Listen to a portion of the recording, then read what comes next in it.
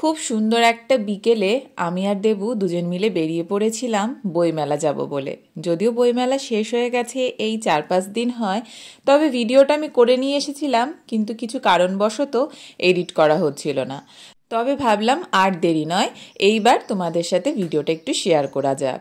তার কারণ আমি যেখানেই যাই আমি তোমাদের সাথে সেই জায়গাটা একটু শেয়ার করার চেষ্টা করি। তো আমরা দুজন পৌঁছে গিয়েছিলাম 5:30 নাগাদ, আর খুব সুন্দর লাগছিল। তবে আমার মনে হচ্ছিল ভিতরে ঢুকে অনেকটা ঘোরাঘুরি করে যে এবারের বইমেলার জায়গাটা বোধহয় আর একটু ছোট করে দেওয়া হয়েছে।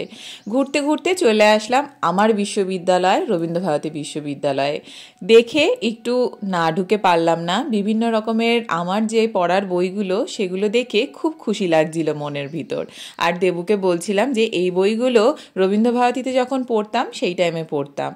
তো খুব এক্সাইটেড লাগছিল ব্যাপারগুলো। তারপরে ওখান থেকে বেরিয়ে আবারও দেখতে পেলাম অ্যাডামাস ইউনিভার্সিটি, যেখানে আমি বিএড করেছি, সেটা দেখেও খুব ভালো লাগলো। তারপর ওখানে বিভিন্ন রকমের কিন্তু সুন্দর করে ডেকোরেশন করে ওখানে নানা রকম প্রোগ্রামও হয়। যারা বইমেলা গিয়েছো তারা তো সবাই দেখেছই। আমার এই জাগো বাংলা বলে যে স্টেজটা তৈরি করেছে এখানটা বেশ সুন্দর লাগছিল এবং খুব সুন্দর ওরা পারফর্ম করছিল। আমরা দাঁড়িয়ে খানিকটা দেখলাম।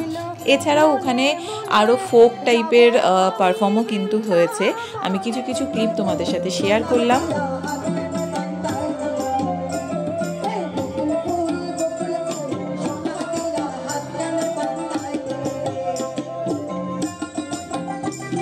একটু গান টান শুনে তারপর আমরা চলে আসলাম খাবার সেকশনে। ওখান থেকে আমরা চিকেন পকোড়া আর পাওভাজি ট্রাই করেছিলাম।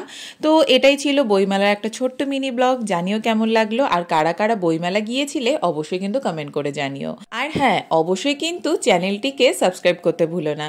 টাটা।